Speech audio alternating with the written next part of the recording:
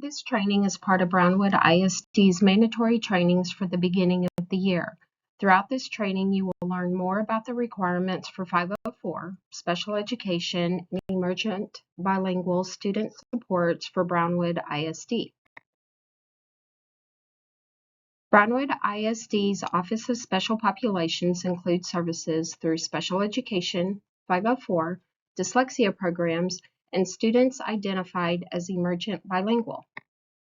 Please know that information in this presentation is critically important and may have legal implications for supporting students receiving services. In the Office of Special Populations, we believe that all students are general education students. Every decision must be individualized, that we have a shared responsibility for all of our students, and that it is essential for student success. We recognize and act on the power of high expectations. We understand that no one has all of the answers, and the ARD committee is a multidisciplinary team.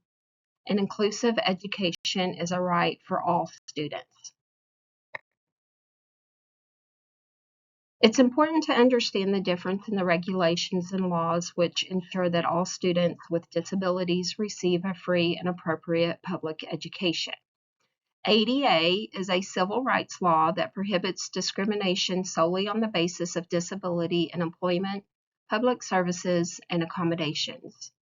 IDEA is an education act to provide federal financial assistance to state and local education agencies that guarantees special education and related services to eligible students with disabilities. IDEA requires public schools to find and evaluate students with disabilities at no cost to families.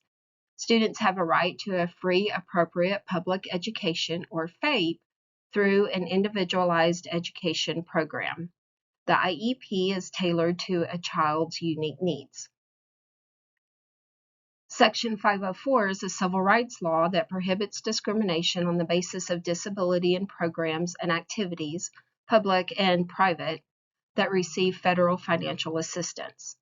People with disabilities have the right to reasonable accommodations, giving them equal access to learning and school activities.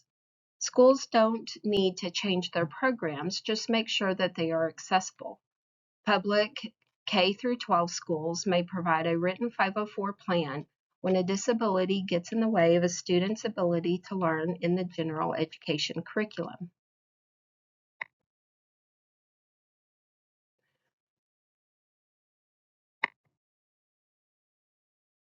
Section 504 provides a broad spectrum of protections against discrimination based on disability, including accommodations for students in the classroom setting who qualify for those supports. Section 504 is a civil rights law, not educational reform. All qualified elementary and secondary public school students who meet the definition of an individual with a disability under Section 504 are entitled to receive regular or special education and related aids and services that are designed to meet their individual educational needs as adequately as the needs of students without disabilities are met. A student qualifies under Section 504 as an individual with a disability who has a physical or mental impairment that substantially limits a major life activity, has a record of such an impairment, or is regarded as having such an impairment. This is a list of major life activities under Section 504. Please note that this list is not exhaustive and may include much more than needs to be considered. For additional information, you may contact your campus 504 coordinator.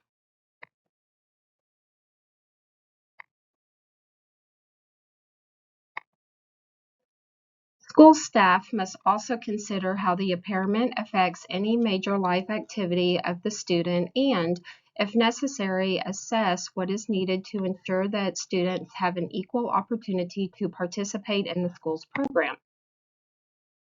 Here are some examples of different options for data collection methods for a 504 committee to consider.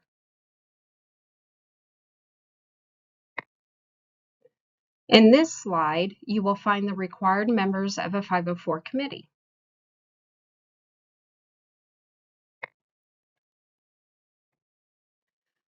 504 meetings are to be held in an effort to ensure that the student is fully supported in the educational environment. The Parent and Educator Resource Guide is your guiding document for Section 504 in public schools.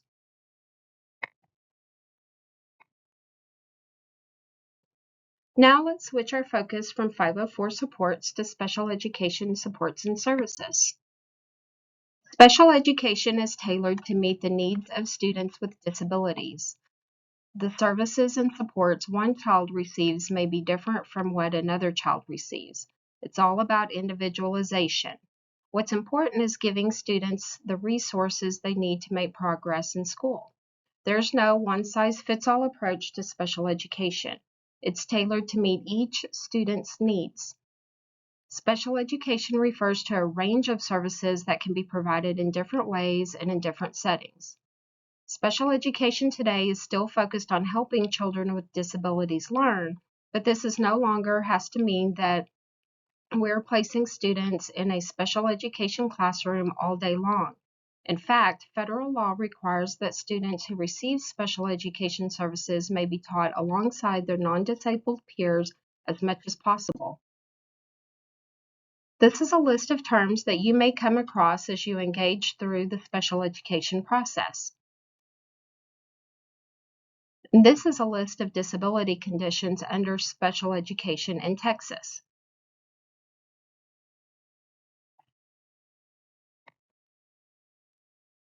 We are legally obligated to ensure that students are provided services in the least restrictive environment, or LRE. LRE is part of the Individuals with Disabilities Education Act. IDEA says that children who receive special education should learn in the least restrictive environment, meaning they should spend at least as much time as possible with peers who do not receive special education. IDEA says two things about LRE that are important to understand when working with the IEP team. The children should be with students in general education to the maximum extent that is appropriate. Special classes, separate schools, or removal from the general education class should only happen when the child's learning or thinking difference, a disability under IDEA, is so severe that supplementary aids and services cannot provide the child with an appropriate education. The key word here is appropriate. In a nutshell, FAPE, or Free Appropriate Public Education, is an individualized educational program that is designed to meet the child's unique needs and from which the child receives educational benefit and prepares them for future education, employment, and independent living. Special education supports and services are not defined by the location. Our goal for students is to close the gap between the student's current level of functioning and where the student is expected to function academically on grade level. General education team members should come to the ARD meeting prepared to discuss student strengths in the classroom, as well as where the student tends to be struggling. Remember that all decisions are based on data and is not determined by our opinions. Please ensure that you provide the ARD committee all relevant data for consideration as decisions are made about accommodations and placement. Teacher input forms are critical for ARD development for consideration by the committee members. Do not write opinions in this document. Keep information based on data that you have collected in the classroom. The information in this document is our baseline for present levels of performance and what we build the students' goals from. Please bring work samples and be ready, willing, and able to discuss how the student is currently doing in your classroom. We have some common expectations for our ARD committee meetings across the district, and these expectations should be abided by to ensure a true collaborative meeting focused on the student. Be present and fully engaged in the conversation, leaving all technology for only accessing information for the ARD committee to consider. Under new legislation requirements, parents now have the right to file due process for up to 2 years. This means that we, as educators, must now keep our documentation readily available for 2 years. This includes any of the samples listed on the slide.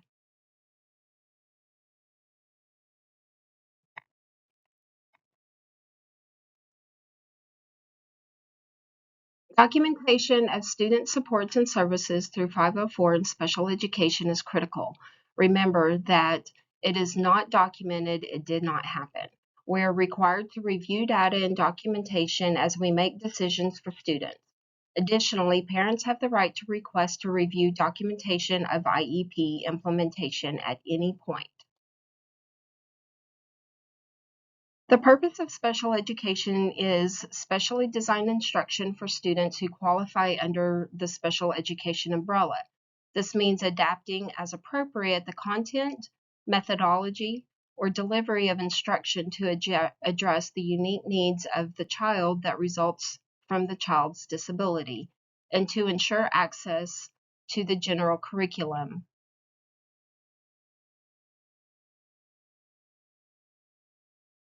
Specially designed instruction under special education means to intentionally design instruction based on where the student is currently functioning, where the student's gaps are, and where the student needs to be functioning on grade level. This instruction should be designed based on the vertical alignment of TEKS and the scaffolding of those skills to reach the student's goals. Now that we have discussed instruction, let's visit about a student's least restrictive environment, or LRE. To ensure that we have a common understanding of our language, inclusion is a belief system, and least restrictive environment is a setting where the student is educated to the maximum extent appropriate with their non-disabled peers. We are required by law to ensure that each student receives supports and services in his or her least restrictive environment to ensure meaningful access to the general curriculum.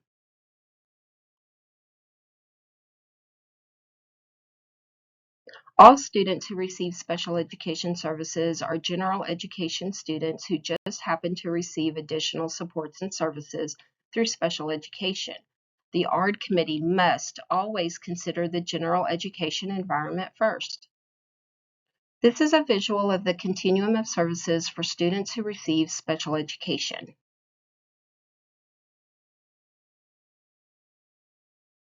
Special education is not a place.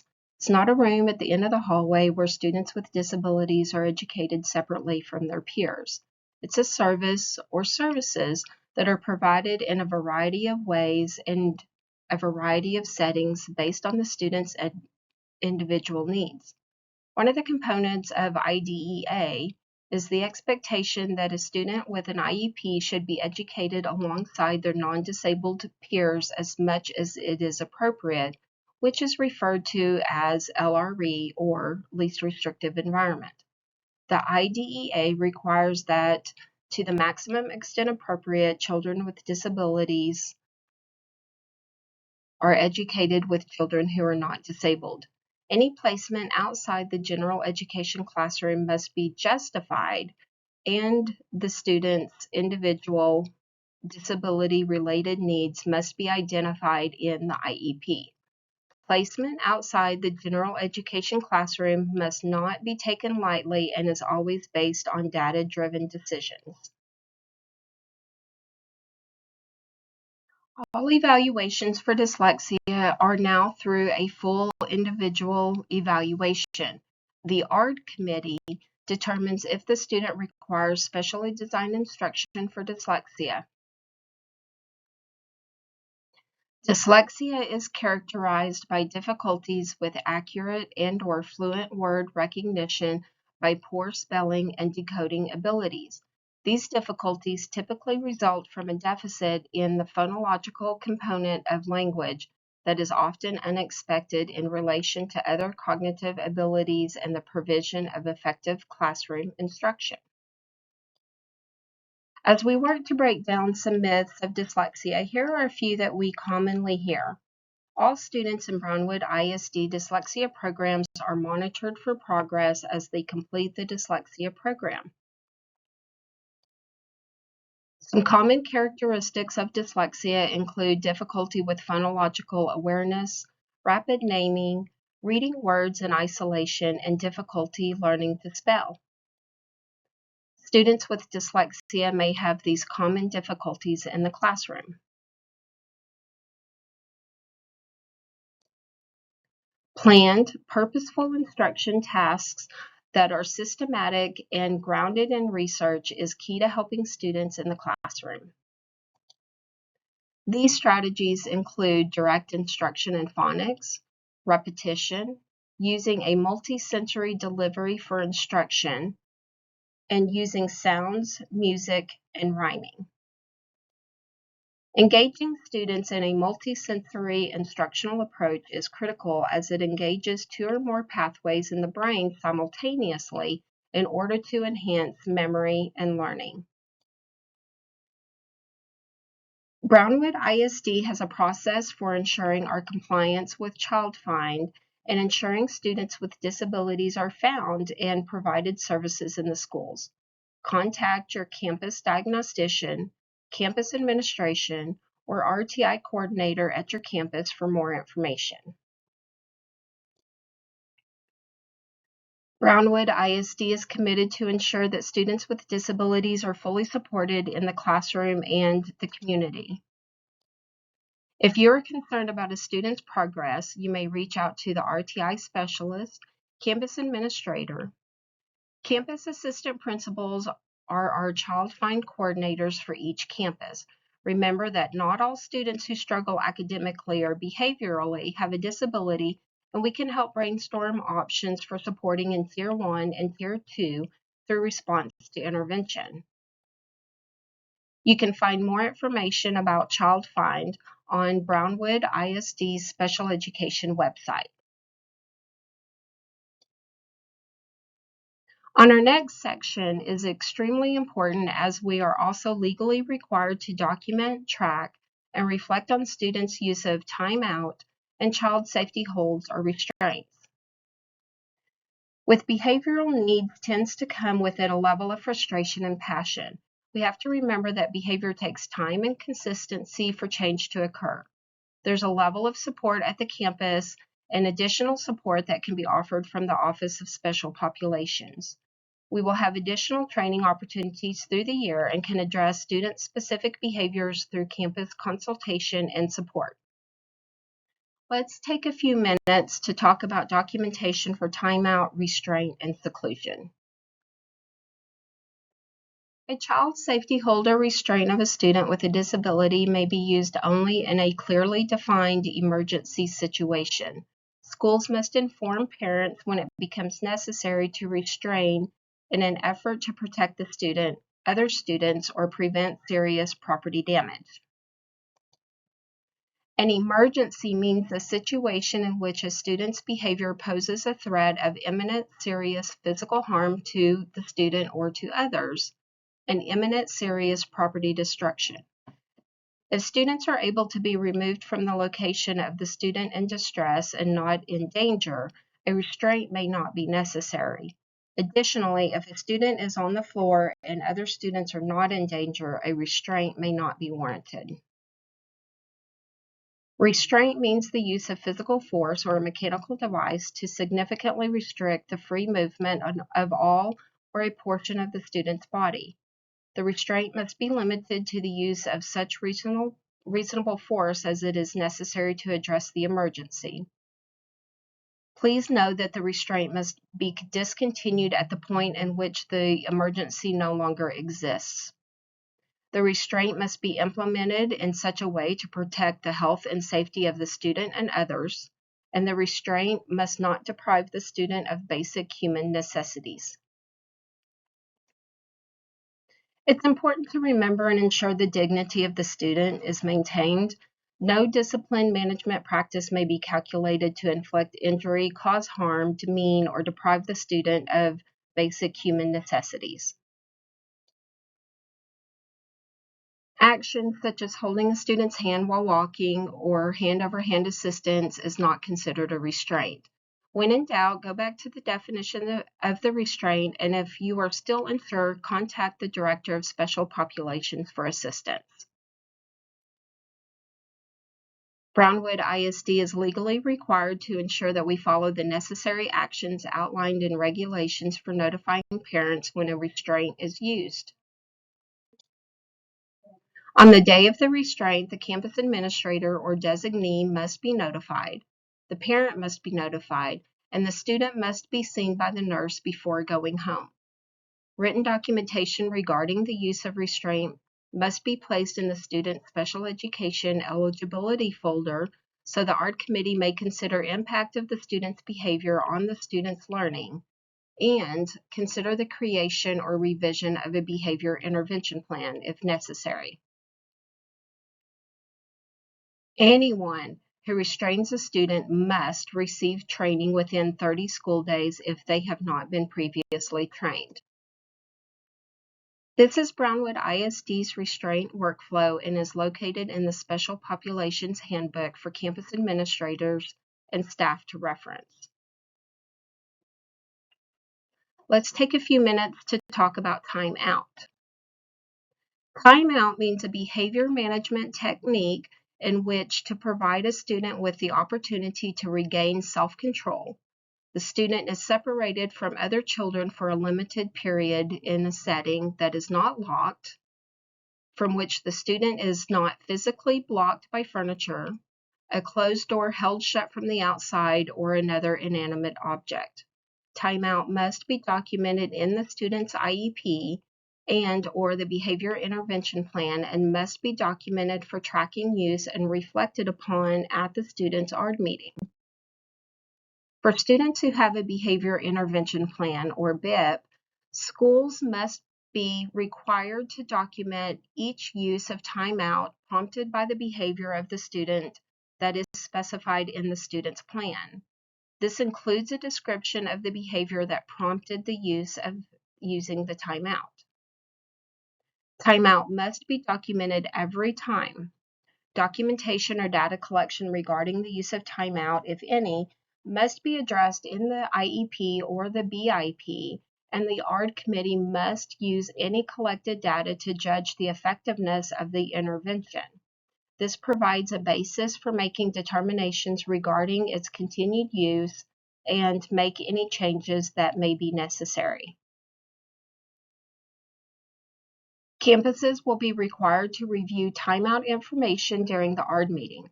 Please be sure that your campus has a process for documenting timeout for students. The use of timeout must not be implemented in a fashion that precludes the ability of the student to be involved in and progress in the general curriculum and advance appropriately toward attaining the annual goals specified in the student's IEP. Timeout must be included in the student's IEP or BIP if it is used on a recurrent basis to increase or decrease a targeted behavior. If you have a student who requires documentation on use of timeout, you will need to track the student's time in and time out of using the timeout. This documentation must be kept and reviewed at the student's annual ARD meeting. The use of seclusion in the state of Texas is illegal and will not be used in Brownwood ISD. Seclusion means a behavior management technique in which a student is confined in a locked box, closet, or locked in a room that is designed solely to seclude a person. Under no circumstances are we to use this technique in Brownwood ISD. Under no circumstances should a student be in a room by himself or herself with the door being held shut or locked from the outside. This includes the door being held shut by a staff member. When transporting a student in crisis, you should use a low, medium level standing position only. In no case should you carry a student. When the student is not actively engaged in walking, the transport stops immediately. If the student drops to the ground, the restraint stops. You can sit by the student if needed, and documentation is still required. This does not include holding the hand of a student when walking or transporting a student from one location to another. The key is to know your students. Every student on the autism spectrum is unique, and they all have different triggers that can contribute to behaviors. Our job is to know our students and identify those triggers so that we can better learn to prevent behaviors or de-escalate them as quickly as possible. Ensure that you have access to and follow the behavior intervention plan, and at the first signs of escalation, you should be thinking through the crisis matrix and de-escalation techniques. For our students with autism who are already escalated, some triggers may include transitions, eye contact, sensory overload, and having an audience. Allow students time to process the situation. Less is more when attempting to communicate with students in crisis. Don't try to engage verbally until the student is ready. Use nonverbal communication when attempting to de-escalate a crisis. Let's look at Emergent bilingual. Each campus should have a designated parent representative who may be asked to serve on the LPAC committee. This parent representative will need to be trained to serve on the LPAC, and the modules for LPAC may serve as their training. We will be working with campuses to ensure that you have received the required training for supporting our Emergent bilingual students.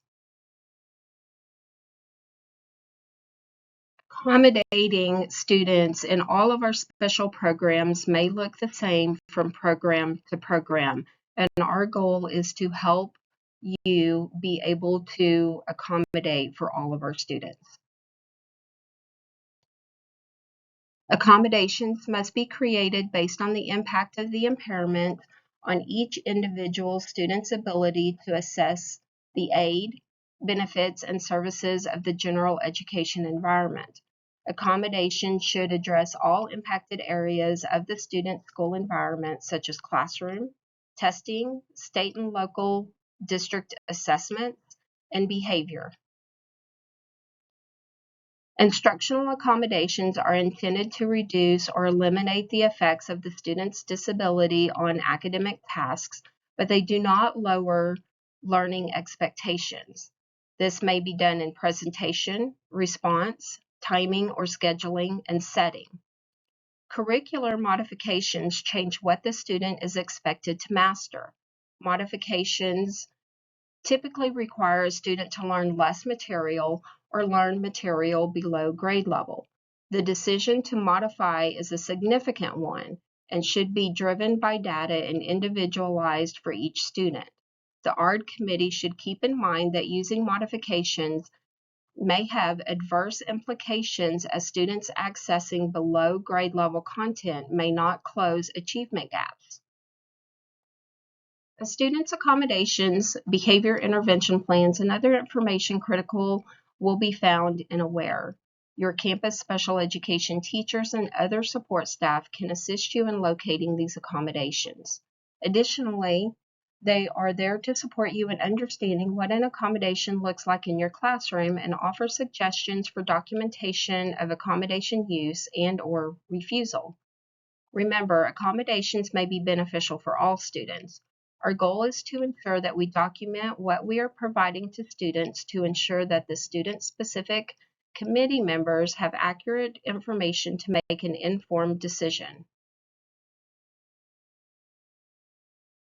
According to state and federal law, all instructional staff, including content area teachers, ancillary teachers, teachers of elective courses, and special education teachers must provide the accommodations identified in the student's IEP or Section 504 plan.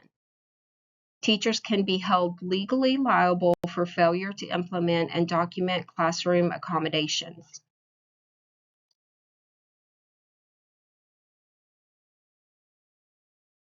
Brownwood ISD has many staff members that you can reach out to in the event that you need any support specific to any students who are supported with our Special Populations Department. All BISD procedures for special education programs can be found in the handbook. Our handbook can be found on the BISD Special Education website. You will need to be logged into your Google account to access the handbook. The Office of Special Populations is committed to ensuring that our parents are partners in their child's education, as well as ensuring that staff is supported, and we have the tools to support students with disabilities in the classroom. You can contact your campus special education staff, diagnostician, or our office for assistance. Thank you.